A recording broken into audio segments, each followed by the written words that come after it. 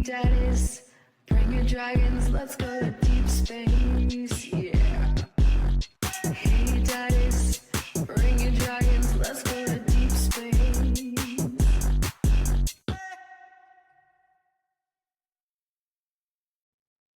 Hi, J-Sub. Hi, William. Wilhelm. Willie. You love Willie.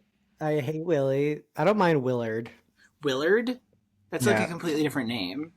Or what do they call that guy in A Little Life? Willem? Willem. I don't mind that either. But Yeah, that's pretty Willie? good. No. The- Will?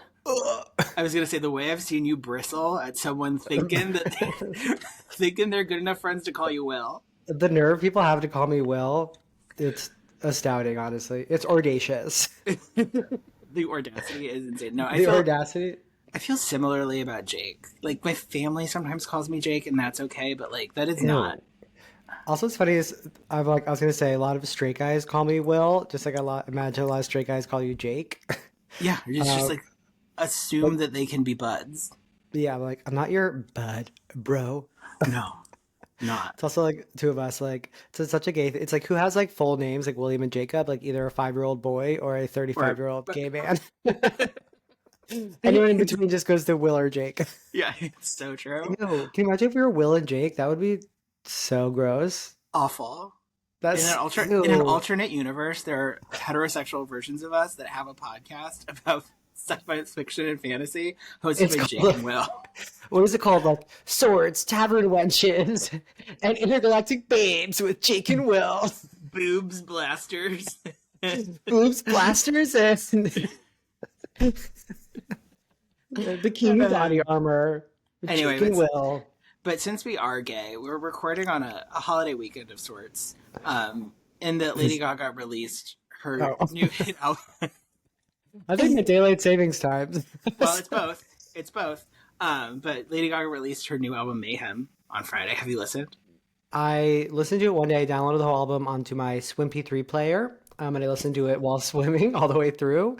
And so they all kind of blurred together for me. I don't want to get attacked, but I will say that I do think she misled us with those 2 singles. Because the rest of the album wasn't really like that. The rest of the album really isn't like that. It's good. Like, it's good.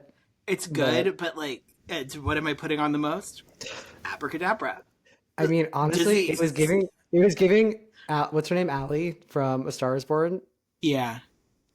Was her name Allie? Yeah. It was giving like those kind of songs. It is kind of giving those kind of songs. But I watched her press conference thing, and she talked about how, like, she wanted this to be a true expression of herself and who she's been for the past 20 years. So I don't know how, like, self-consciously it's supposed to be a blending together of all of those styles. So, like, the dark pop is Abracadabra and Disease. The Taylor Swift song is kind of Allie. Which Taylor Swift, again, so because I listened to him while swimming with an MP3 player, putting vibrations through my temple bones, I can't see the tracks. I don't know which song is which. Which one's can you sing it for me? How Bad Do You Want Me? I thought that sounded like Taylor Swift. It does kind of sound like a Taylor Swift song. But for that reason, I love it. Okay, of course. Wait, so you went to a Mayhem album release rave? I went to a Mayhem album release rave on Friday night, and this was honestly the first time I've been to something that could be called a party in the year of our Lord 2025.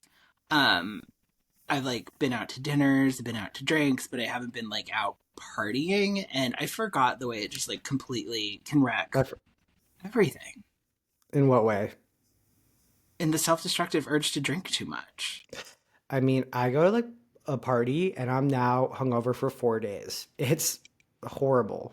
Yesterday was a complete black hole, and I'm like really sad that it was a black hole, because the other thing that I was really excited about this weekend was the release of the new video game Split Fiction, which is the most... Is that the one I've been spamming you with for like months now? Yes, it's the most DGDS pod coded.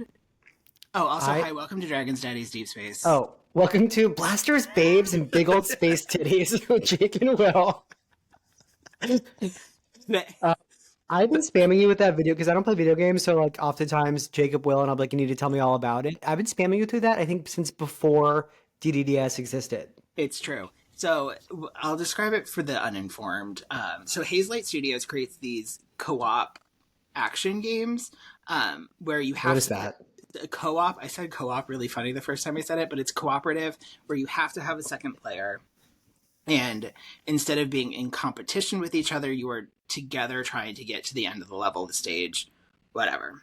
So in their most recent game, which was like Game of the Year, I think in 2021, or it might have been earlier than that, It Takes Two, you play as a couple that has just decided to get a divorce, and then their child makes a wish that her parents would stay together, and then they transform into these really adorable little dolls, and then you go through all of these levels that are like in their home and abstractly deconstructing the issues with their relationship, and bringing them both together and separate.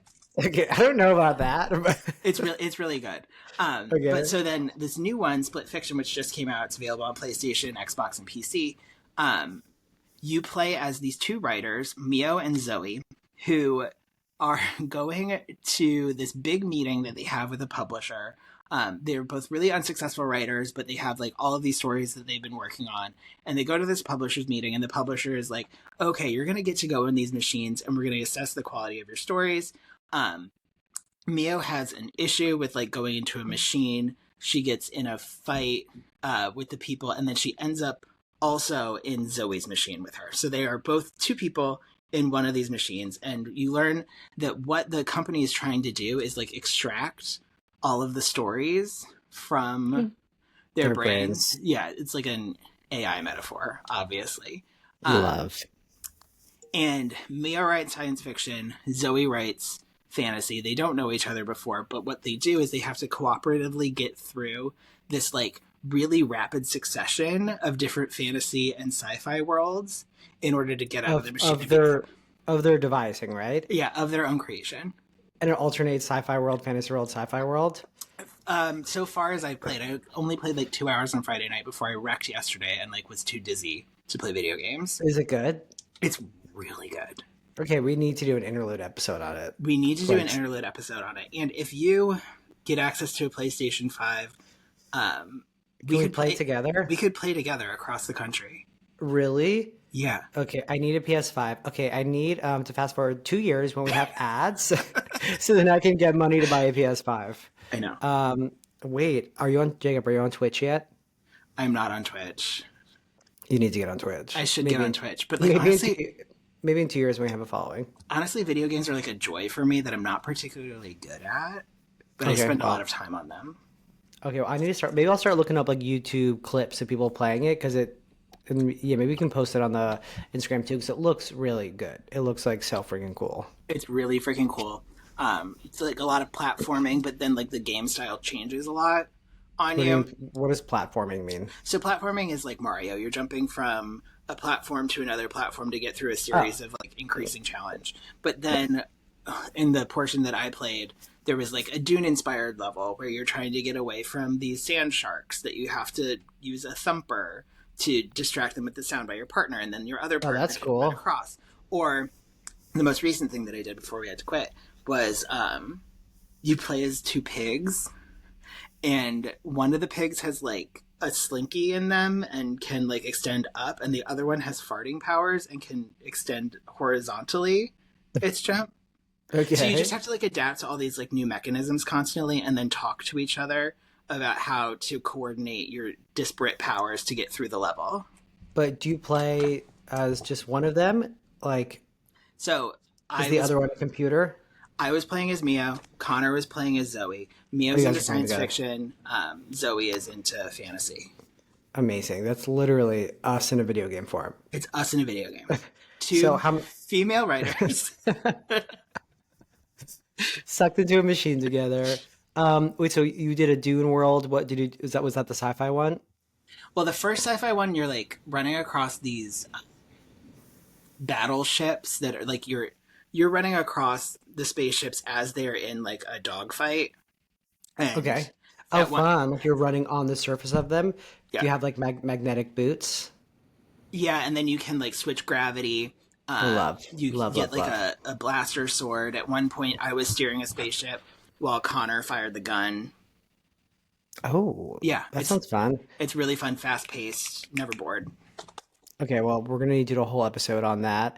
I also had some sci-fi stuff going on this Oh weekend. my god, what happened to you? Well, first of all, time travel, daylight savings time, which I do not understand how it works. It's as confusing to me as time dilation, but I will say, Jacob, you explained it in the most easy to understand way I've ever heard anyone explain it before. How 24 did? hours ago, it was an hour earlier. Yes, on your clock. I think you said an hour earlier on your clock, Yeah. which was really helpful. No, I saw Mickey 17 last night. Oh, it looked a little long, but how was it? I did not like it. It Tell me more, but no was a spoilers. bummer. So it's by the director of Parasite, um, and it's a sci-fi movie based. I didn't realize it was a book. I actually saw Sammy, Too Scary Didn't Watch Sammy the other day, and she told me she read the book and loved it and was Hmm. really excited for the movie. She's also a huge Arpads fan. He was great in it, and I remember I saw the trailer and I was like, oh, that looks like really fun and like zippy and not kind of what I expected. But I really did not like it. I was What didn't you like about it? I didn't like the tone. I didn't think I don't want to give any spoilers, but I just Arpads was good. I just didn't like the tone. They had this whole sort of like pseudo Trump type character in it the Mark Ruffalo really didn't work for me. Was it? It Um, was mean about Trump. what's that? It was negative about Trump, and you couldn't. Yeah, all that was that, pro all that. mandate. Sorry, I got confused. I thought I was on Booze Blasters. Stop, boobs blasters, boobs blasters in space too. No, it just like the humor wasn't working. And who played his wife? Who's that woman in U.S. of Terra? It's a really Tony weird. Collette. What the fuck kind of way to get to Tony Collette? Sorry, It I was that woman on U.S. of Terra. Tony Collette. That was a really good show, though. U.S. of Terra. Mm. Oh, okay. She was in it. She was obsessed with like making sauce. Her whole thing was like wanting to like cut up alien parts and make like a really amazing. It just did not work for me. It was long. It didn't make me laugh. I didn't think it really hit its sci-fi potential. The aliens were cute. The alien critters. They're like this like cephalopod, armadillo, elephant, buffalo thing. And it's a colonizing story. I mean, it's kind of similar to the book we're about to jump into because it is like, colonizers, which I love a colonizing story. I love a terraforming story. Neither of these are terraforming stories, but we'll get into that. And it was about like, his main character, he's an expendable. He's someone who they can just kill and bring back to life a million times. So expendable also makes me think of acceptable wastage. And this Didge. is the perfect foray to get into the final part of Alien Clay. But before we do that, we Oh, do. sorry. Oh no, Sorry. don't, William. Stop I'm, apologizing. I'm so I should sorry. have gone over the show structure with you before. There's Uh, a new structure. no, no, no, no, no. But we have Oh, announcements. This oh, is we the do. last. This week we're doing the last part of Alien Clay, which means that we need to announce our April book. What is our April book? So it's actually really exciting. We're recording this episode a couple weeks early, but I think that this episode will release on March 18th. March 18th is the day that our next book comes out. We are doing a new release, and it is Sunrise on the Reaping by Suzanne Collins, the newest Hunger Games book. You heard it here first. We're going to Pan Am. Pan We're going back to Pan Am for the new Hunger Games spin-off prequel series. It's Hey Mitch's story, I believe. He was, if you remember, the trainer of Jennifer Lawrence's character, Katniss. Katniss Everdeen. Who could forget? But yeah, so we're first time doing a book, like kind of like when it comes out. So that'll be really fun and exciting. I know Jacob's been watching all the Hunger Games movies in anticipation of this. I have been getting prepped. The last time, because I did not read Ballad of Songbirds and Snakes. I'm listening to it now to get Oh, yeah? ready. Yeah, it's a pretty good audiobook. But the last time I was reading, like actually reading a Hunger Games book was on the plane to Italy for our study abroad. That's when Mockingjay came out. Were we both reading it on the plane? Must have been. Yes, I kind of vaguely remember that. And also, you walk down the aisle and see a lot of people with that. Was it like a golden cover at that time, or Blue. Blue, yeah. Blue, like a soft powder blue. The Oscars set or the stage was kind of reminding me of Hunger Games. It It looked did look, like it did look very. I mean, the Oscars are Hunger Games. the That's like Oscars are it's the Hunger Games of Hollywood. it's the capital. But so our first episode on Sunrise on the Reaping will drop on April 1st. We'll have more info on the reading amounts once we're able to know them. But I mean, we're assuming one. it's part one, part two, part three. We'll do a rough estimate of it if not. And then before that, we have our second interlude episode, right? Yeah. With Brittany, the co-host of a new podcast, Hollywood's biggest podcast. Is it? It's what it's called. How do we get in on that? On Hollywood's biggest podcast. We're gonna have to ask her. We'll have to ask her next week. Close friend, Brittany will be on the pod, and we'll be discussing Throne of Glass. We're going full book talk girly. Are we talking Throne of Glass and Crown of Midnight, or just Throne of Glass? If I can finish Crown of Midnight by next week, we'll be talking both, which I think I can because you can skim pretty easy. You need to close read. You can also read half asleep with one eye closed. So really we got Throne of Glass interlude with Brittany, and then we have Hunger Games. Amazing. Okay, so let's get into it. Part 3, the conclusion of Alien Clay by Adrian Tchaikovsky. The epic conclusion, part 3, which is called Fraternité? Fraternité. Brotherhood, Fraternity. So where we left off, political prisoner, ecologist, scientist, sent to a labor camp, prison colony on an alien planet Kiln, full of alien landscape. In part 2 last week, they went out on a mission to go explore the ruins of an ancient civilization where there's no trace of the original inhabitants. They got stuck out there because an alien elephant killed their ship. And then they left. They've been trying to walk back to camp, but it was seeming pretty dire. Last off, we left on our characters. And then, okay, last off, we left on our characters. Okay, sorry. As an autopilot. Never apologize. Okay. For vamping this is your language. This is a sorry free zone. Okay. Yeah, we do not apologize to each other. But then Especially kicking not off me. Fraternity, I was shocked to learn they survived, they make it back. Yeah, so it's like, remember we ended last week where it was like, their first night, darkness is coming, they hear the sounds of the alien planet, there's like, all hope is lost, we're never, like the literal last line was, we're never going to make it, and then part 3 starts, so we made it. Which was like literally. which was kind of funny. I don't know that like it needed this structure. No, explain the structure. Talk to us about the structure, Jacob. Yeah, so in the next few chapters, it alternates between first them being back on base and then flashing back to what ends up being their 7-day journey from the crash site to the camp. Yes. So it sort of builds tension by alternating between there, but the entire time you know that something happened while they were out there, that something's different. Yeah, because right off the bat, it says they got back. It took them a week to get back. We know that they only had 3 days worth of food rations. So already we know something went on. It doesn't make any sense for them to get back. They get back, everyone's shocked, and then but they immediately kind of start acting weird, right? They're like as if like they're all in on like a little secret, you know what I mean? Yeah. And they all get split up because no one trusts them, and like they were worried they were going to get shot and killed, but they sort of manipulated it in a way that they have to keep them alive. The commandant, Terralyn, is not happy, but they go out there and they start acting really suspicious. They start sabotaging their filter suits. Yeah.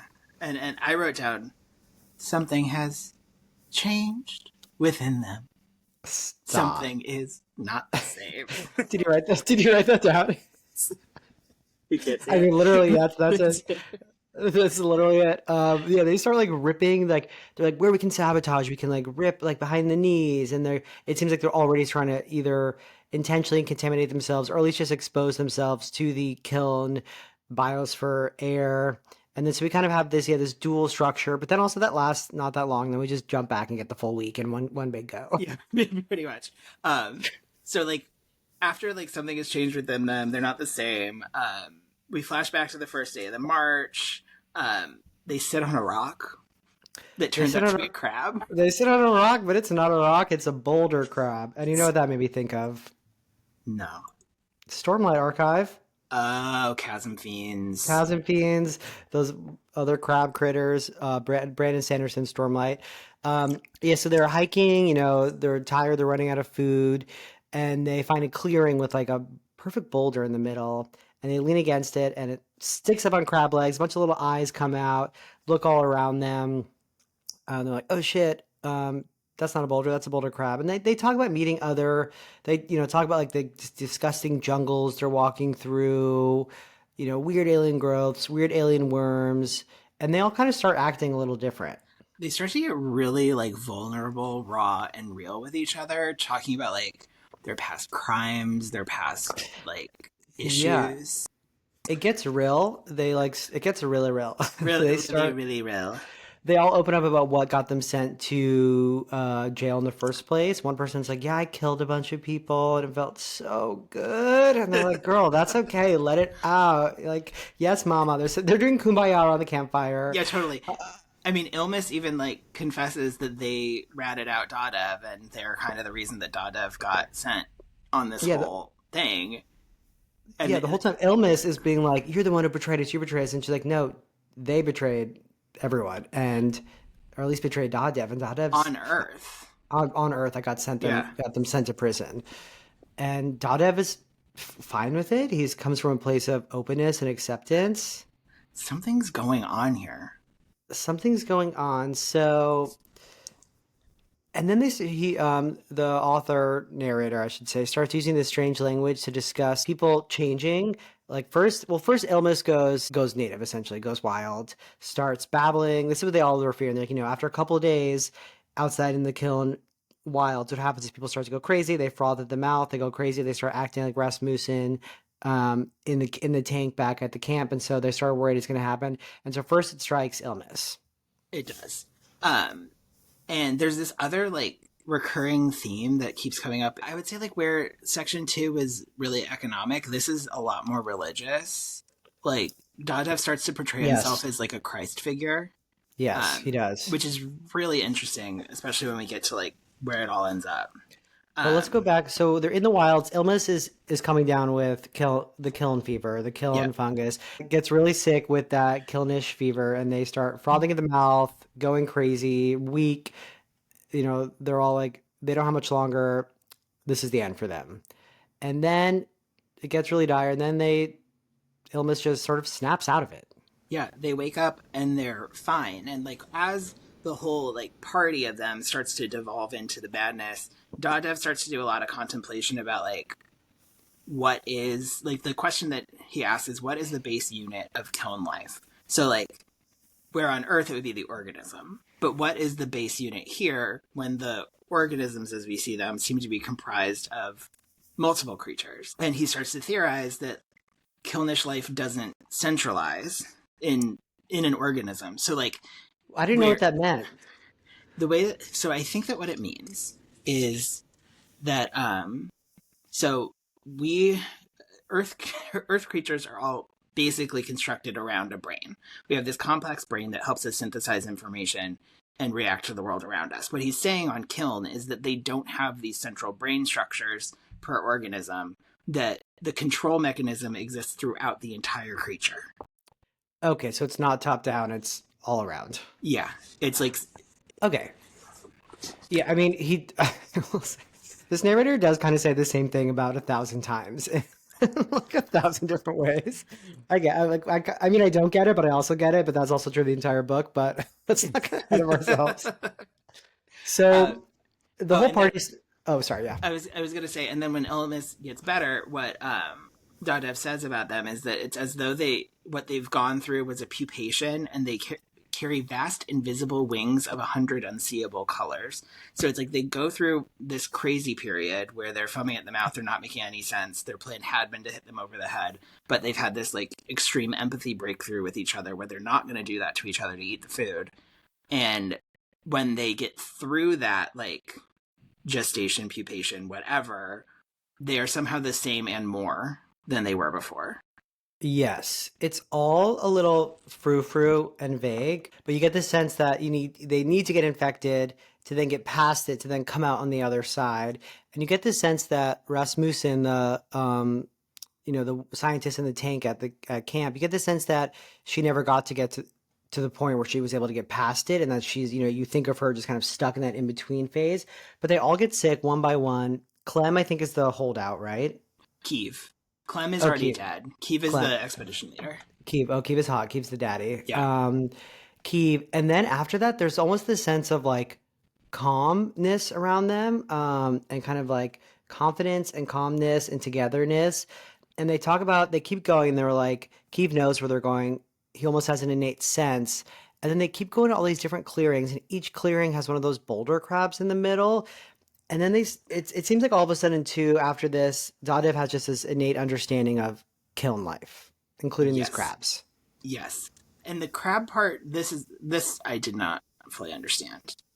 But he describes them as like a central hub and almost like these priests that need to have separation around them. So it's not like they go and settle in a clearing. It's like the clearing forms around them. Yeah, it says they are hubs, wireless routers through the busy interactions of Kilnish life. And the language here changes to we get a lot of stuff about like broadcasting, and like he describes each character or the narrator as the other people kind of like broadcasting this network or energy that he's then able to receive. There's a lot about like almost like the metaphors like radio waves, and that everyone is kind of uh, putting out stuff and you're able to receive it, right? Yes. And they're all kind of at one point they open up the lady Dr. Permat's leg, her prosthetic robot leg, and it's the leg is across her knee, panels open. Inside I see the mess of fungal growth that sprouted so horribly fast, colonizing the plastic, feeling off the industrial polymers, just like filled with like little algae and mold and growth and stuff. I like that. Yeah, I did too. And again, not to like be a broken record, 3 episodes in a row, Scavenger's Reign, when they open up the back of Yes, the the robot. robot that's evolving. Yes, that was Yeah. the 100% thing. I wish like It's almost like the what creators in this guy Adrian had some sort of like Kilnish symbiosis going on, that they were sharing visions of the ship. also it's I mentioned this to someone, they're like, "Oh, did like Scavenger's Reign just steal this book idea?" And like I think they can't. I think they came out around the same time. Yeah, It they was did. just but so yeah, then we kind of get the whole week-long march. He kind of just kind of goes through it. It's kind of it's actually not that much happened. But they talk about how they're all changed. I think Yeah. Daghdev says, I'm undergoing a reorganization at microscopic scale. New tenants are setting up and changing all the plugs so they can get connectivity. Yeah. And then I think that one of the foundational lines here is on 309. My fragile clay was thrust into the kiln, and I feared the burning. But now I see the shape of me as I'm drawn out, fired and fit. So it goes back to what you were saying at the beginning of like a kiln as a transformative agent for natural product, and that like they're all being fired in the kiln of kiln and coming out like something different and cool. Something new. We don't really know quite what it means, but we found out that then they start, because they've had this change at the microscopic level, they can ingest Kilnish calories. So that's how they survive the march. They just ate stuff. They just ate Kilnish buggies and worms and things. I don't know. But is there anything else in their march back that's worth bringing up? I would just say that they realize that the base unit of life is all life here. So like, and they expand on that a little bit more at the end. But what Daghdev is contemplating is how like our understanding of evolution and survival of the fittest The is finish. survivor of the Finnish people. The people of Finland survive. Survival of the fittest. Is like, it's a boxing match where somebody has to win. And so we sort of see like even extinction and like the knocking out of species is a natural part of life. Whereas on Kiln, it's just like this constantly changing, evolving thing because it's all one thing. Yes. It's yeah, we'll get there more, but Yeah. everything is one. So that's the rest of the march. And so now they're back at camp. They're acting sus, but they're acting like they're a team now. There's it's full teamwork here, and we find out that they're slowly trying to almost like intentionally infect themselves again, or maybe not infect themselves, but reintroduce because they go through the gas chambers decontamination. They describe it as like scouring off like a little fuzzy growth on them, but like it's just gonna come back, is what they say. They know. Yeah, and it's like they want to keep their connection to it. And then we learn that Daghdev has a knife, and he's going to do something with that knife, Oh yeah. which is start another revolution. Yeah, so now they're back and they're like, okay, Revolution 2.0. He takes a knife and he kills. Who was this guy? Parody's Okastor. He's one of the original people that Daghdev recognized when he got to Kiln. And he's the one who betrayed them after their first failed Yeah. rebellion. So they're on Rebellion 2.0 now, but they're different people. They're changed. And now everyone's in on it because they've slowly been bringing in sort of Kilnish biological matter into the bunks, into everywhere. And so now everyone, even not just their one little crew, is infected with it. But this is the last kind of weakest link. They had to kill this guy because they knew he would betray them. Yeah, and it's like everybody in the labor versus everybody on the staff, and the labor are the prisoners. They're all like infected by it. And look, I know nothing about British politics, but this is a British novel, and for like the group at the end to be called Labour, that's their like Liberal Party. Oh, the Labour Party? Yeah. Oh, that's interesting. A little tongue in cheek right there. A little tongue in cheek, a little direct political commentary. All right, so now we're in Rebellion 2.0. They just rush the camp.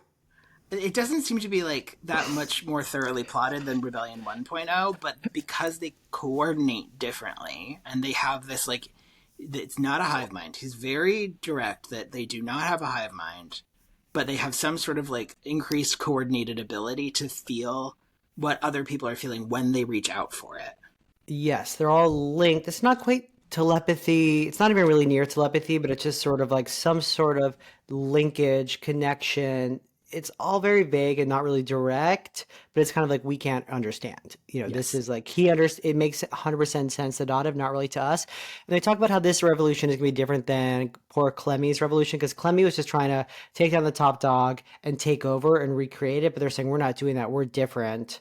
I don't really know what that means, but they have some cool tactics. They go and they cut off like the power source and they break decontamination, because now they're like, we just want we want Kiln to get into this, protective dome bubble. What is it called? A center or a camp? Whatever. Station. What do you call it? The station? Oh, the station. gantry. What's a gantry? I don't know. I meant to look that up. It's like a pantry. What is a gantry? It's a bridge-like overhead structure with a platform supporting equipment such as a crane. Oh, a gantry. And they're like up on little levels and it's made out of metal and scientists are walking, looking down, and there's some sort of particle accelerator. Yeah, I know what a gantry is.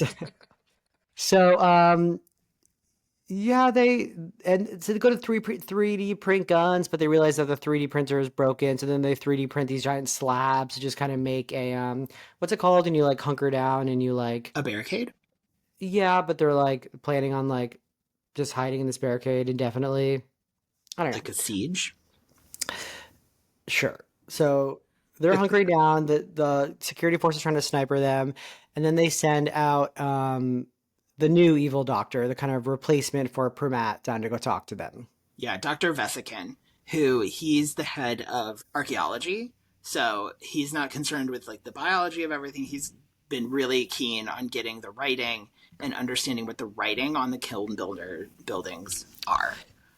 He's obsessed, and he's kind of an interesting character because Terralyn wants this rebellion squashed, and he does too because he's part of this thing. But he's like, I just want to know, and he's like, what is up with Kiln? And Daghdev is like, we know, we all know, and then they're like, well, you gotta tell us, and they're like, you'll never understand it. Sorry, it's kind of like a us thing, you wouldn't really get it. And then another detail, there were a lot of like Dr. Lady details that I loved in this section. She hid the biomass from her leg in her bed. Oh, Pramat, evil doctor lady. Yeah. There's one part. Well, two things actually I forgot to mention is when they first come back to camp. like Pramod and Daghdev are walking together. He describes him as a three-legged walking machine and already kind of a connection. And then it's like her leg is really bothering her, but it's okay. It won't be too short for long. She's growing into it.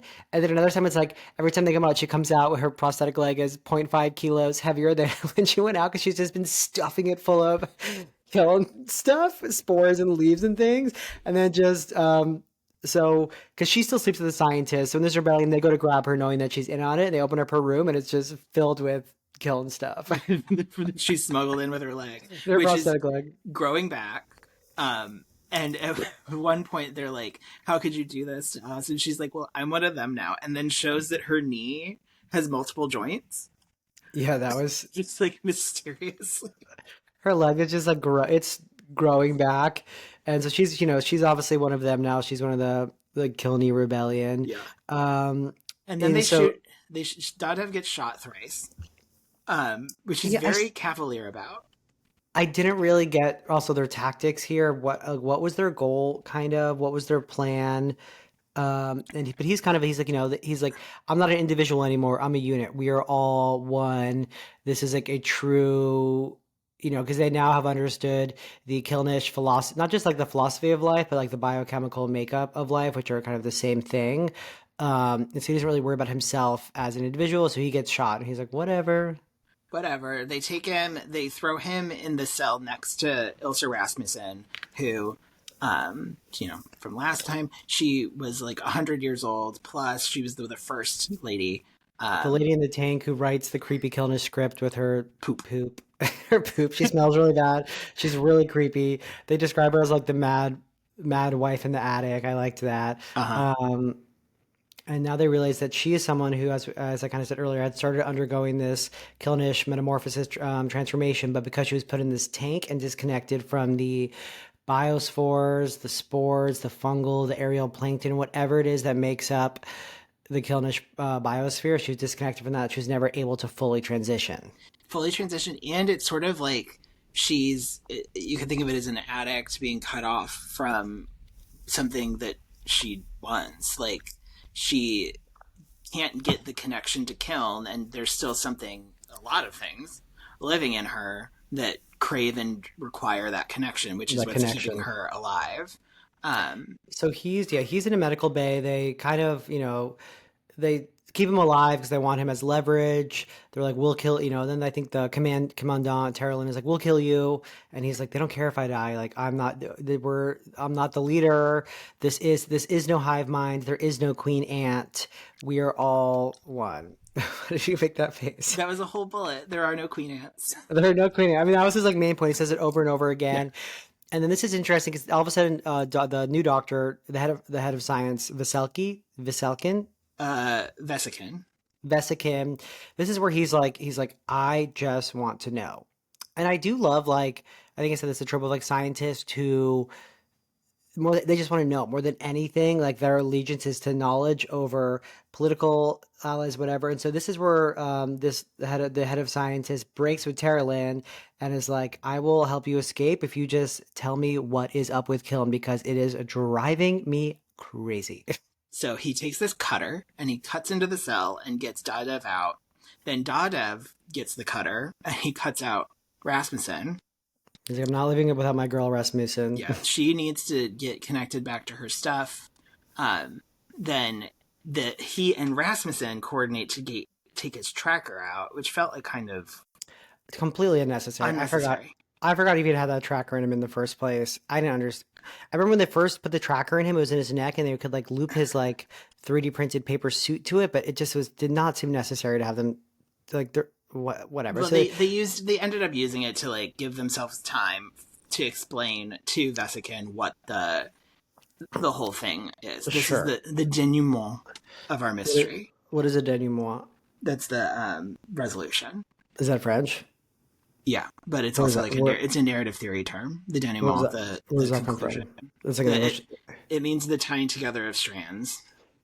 Okay, well now we're denouementing all over the place because this is when they get the scientist and they tell him everything. This is the big reveal. He's like, I know everything about Kiln. I know the answer to this mystery. I know who the builders are. Let me tell you. And this is what he tells. I'll let Jacob take this one. We'll see. Okay, so it's actually Rasmussen who ends up explaining it. And what she explains Yeah, is she that, also snaps out of it. She's completely normal. Yep, and she's like, here's my science. Let me do my science. Kiln. I'm okay. Do we need to pause? Is it shattered glass? It is. I had these. I've been using these as cup holders, or like not cup holders. What do they Coasters? call it? Coasters. And I picked it up and it stuck to it, and then it fell off and hit the ground and shattered. Do we But take a break? no, No, okay. the I'm show leaving- must go on. And I'm leaving that all in. I have no shoes on, and there's shattered glass on the ground underneath me. So it's gonna stay up in my raised chair for a moment. Don't forget about it. Okay, so what Rasmussen explains is that all of Kiln is one unit. And the planet itself goes through these millennia-long cycles of wet season and dead season. I love this. Yes, Where was we like- are... Yeah, go. she was like, we're in like the dry season right now, which is shocking to you guys because you see marshes, you see jungles. She was like, this is nothing. This is like an ice age dry season. This is, what did she say? She's like, we're just past the nadir of the cold period. We're currently past the nadir of the cold phase. In 1,000 years, the planet will bloom again. She starts laughing hysterically. She's like, wouldn't that be a sight?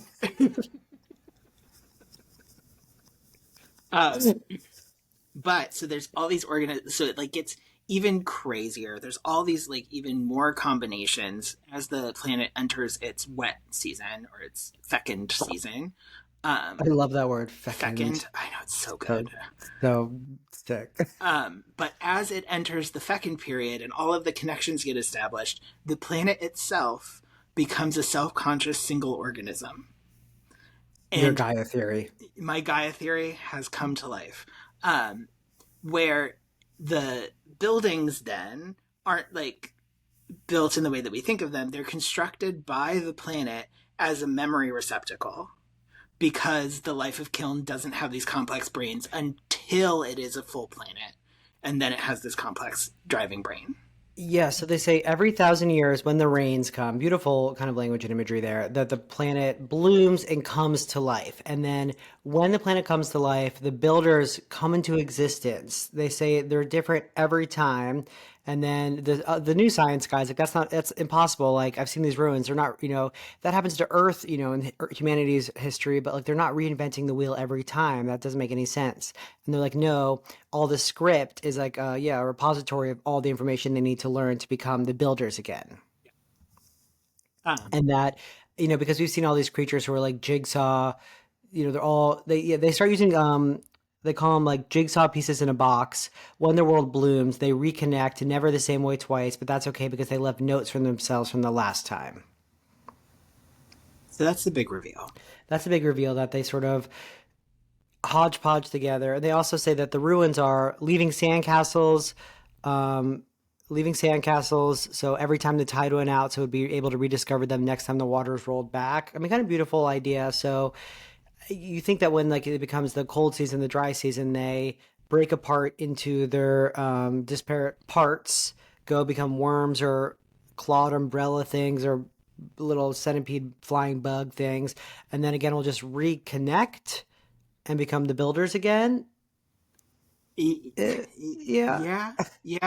Or, I mean, so I couldn't figure out if they're like literal bipedal builders because he says that they exist, but he also describes the structure as like fungal and then describes the vines etching the language into the fungal growths. Yeah, they almost suggest that it's not just like we think of humans going there carving these structures, writing these things, but that the planet as a whole comes together. That like maybe these structures grow. The vines are it's like they aren't writing these things, they aren't building these structures. The planet as one giant being is building them. Yeah, and I think that what's different this time is that because Kiln has now interacted with Earth people, then it has available to them these complex brains and is moving towards the complexity faster than it would have in any other cycle. Yes, because we don't know still how intelligent these builders were, especially if you think about it, the builders were, they say, not just people, writing these things, it was vines growing on them and root formations and things.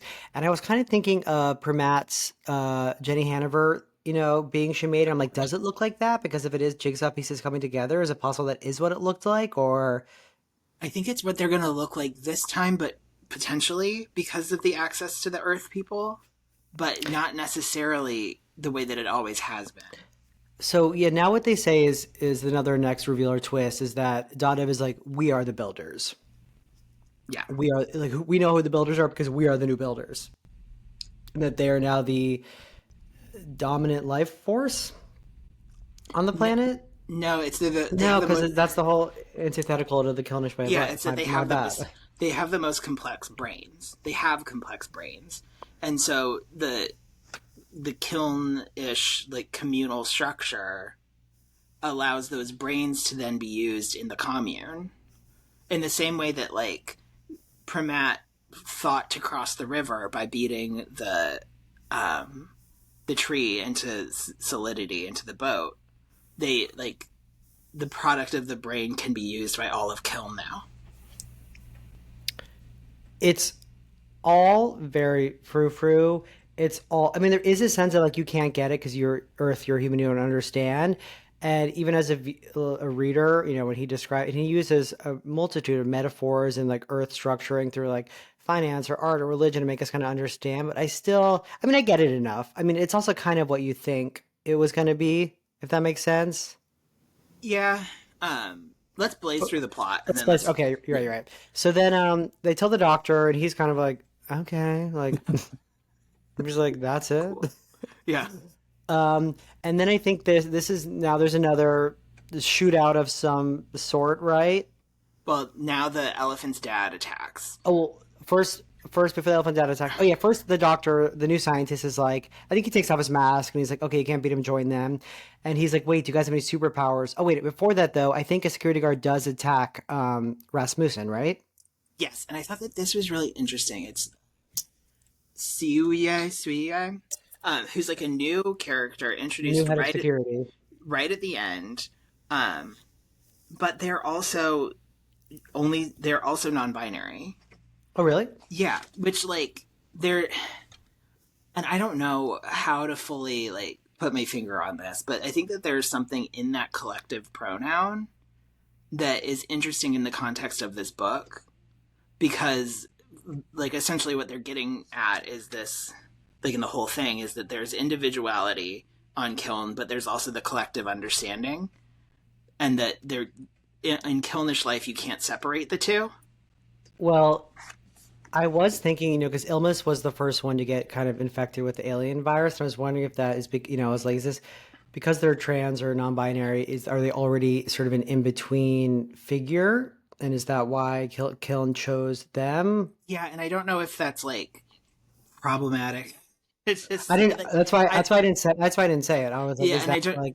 I don't know if it's problematic to say, but I think it is in I think it's in the text that there's something in illness not cleanly fitting into categories already that potentially could make illness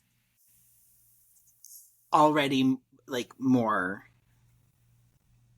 Was able to understand or conceptualize. Yeah. What's interesting too? It's so refreshing to see an evil authoritarian regime where like it's okay to be trans. Like there are trans people on both sides of One day we'll get there. Yeah, that's progress, honey. that's true equality. But so the head of security, I think he makes it, and they describe it's kind of funny. They talk about everyone wears these 3D printed paper suits, but multiple times it's described like the really fancy ones as fetish wear. Like he's like, it looks like a rubber gimp suit. And Yeah. he always calls him that. So this head of security is wearing this fetish wear. And I think they make a final stand, and Rasmussen just goes ham on them, She just like pops off, rips off his mask. and then Rasmussen like sprays all her spores. Yeah, I think they are attacking Rasmussen, grabs Rasmussen's head. I think tries to pop out her eyeballs with their thumbs, but instead her eyeballs pop out and then just spores shoot out. And then they shoot Rasmussen and then all the bullet holes Rasmussen deflates, and spores and fungal things just that were have been festering and boiling and growing for 100 years just shoot out of her, cascade out of her. There's some cool imagery. Yeah, I loved that part. And she deflates like a balloon. Deflates like a balloon. The elephant's dad attacks, like basically destroys the whole structure. It ends really fast. Yeah, the new scientist guy was like, wait, that's it? You guys don't have any superpowers to help save us? And Daghdev goes, well, maybe just one superpower. Bam, smash, earthquake shattering.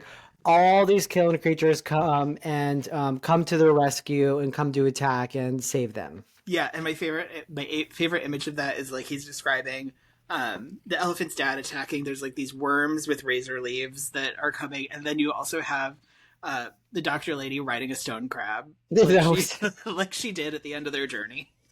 Yeah, it was. I was gonna read it. It goes. Yeah, the elephant's dad is inside. Frond-backed worms with flailing razor whips carried into battle on undulating rows of suckers.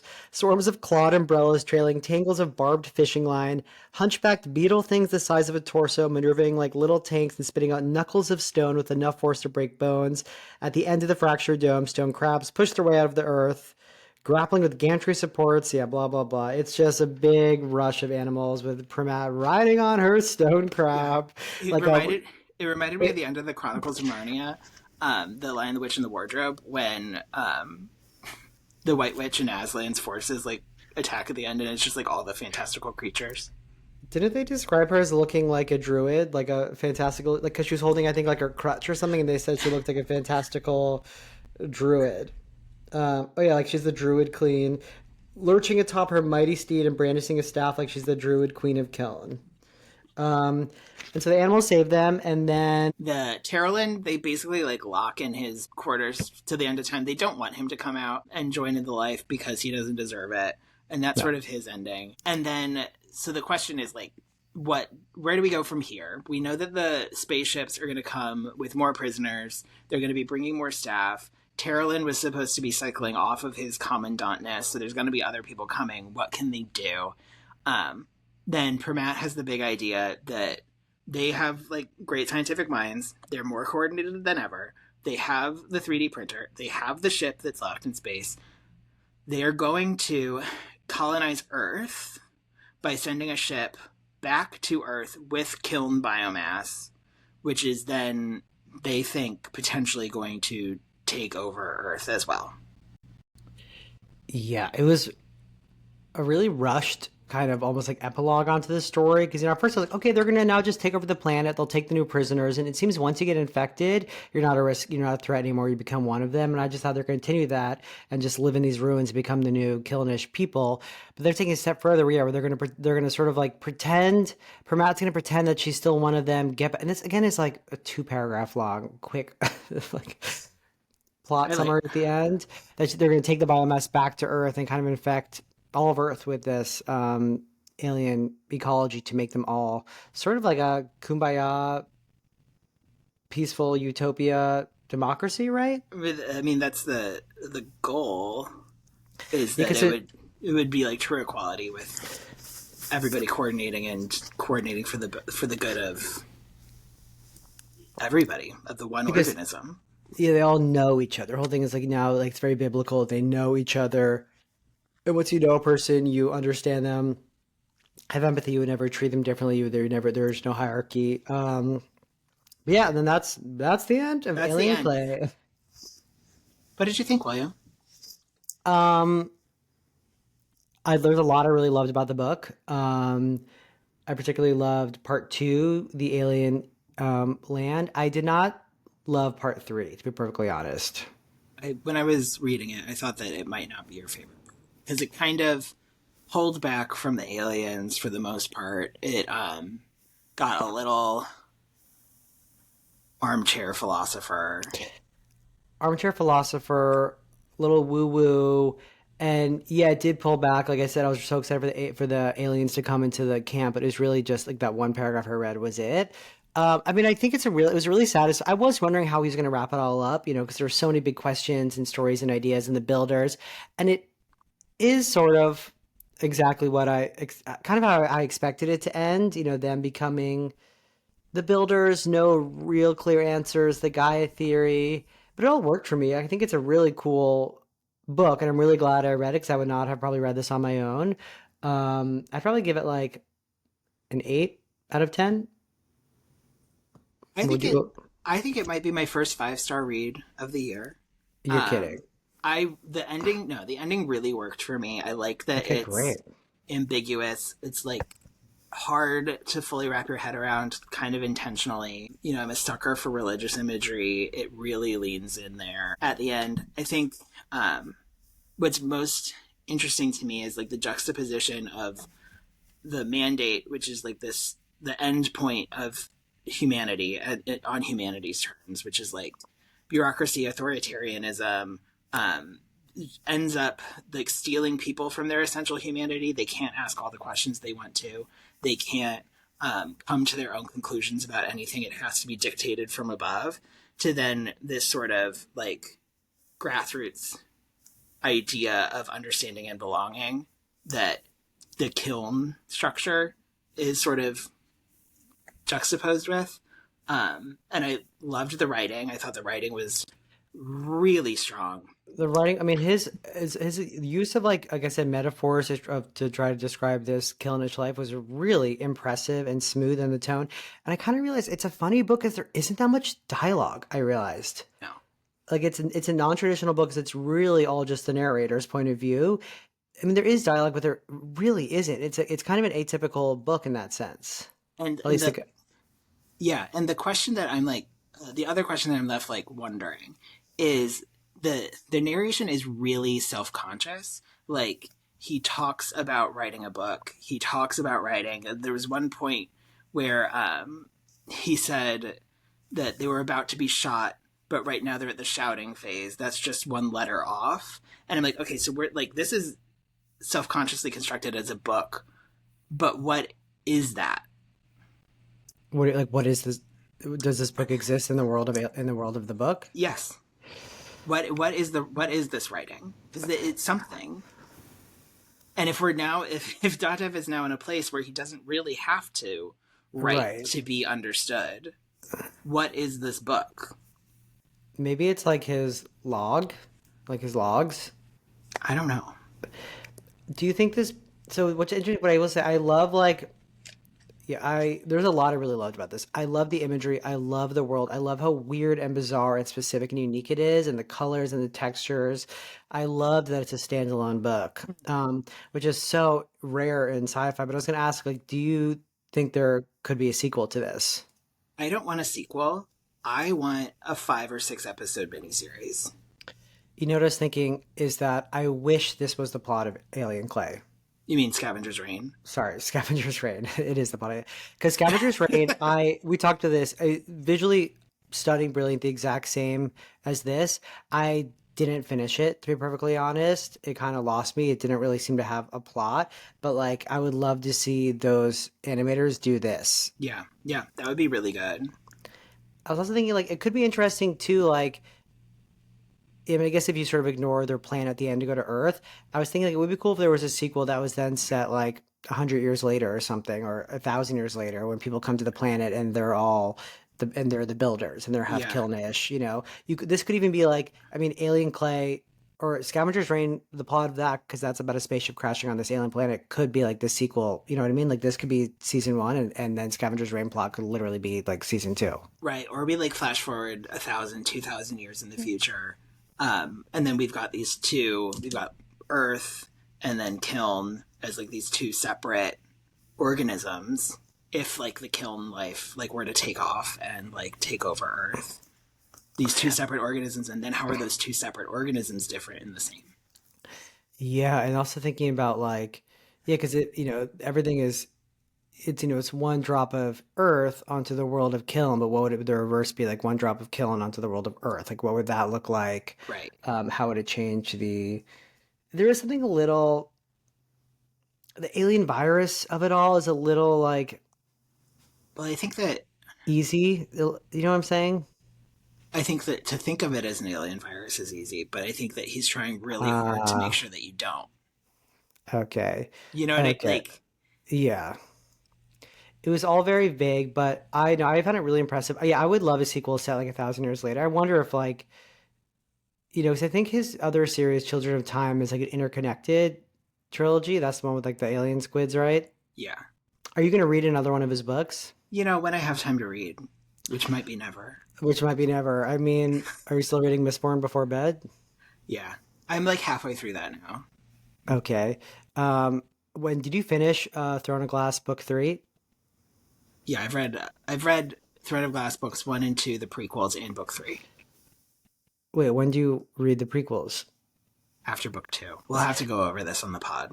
Is book 3, because again, we'll talk about it in the pod next week. I like them, but I don't love them. Is book 3 like a huge jump? Is this like a Red Rising to Morningstar situation, or It's a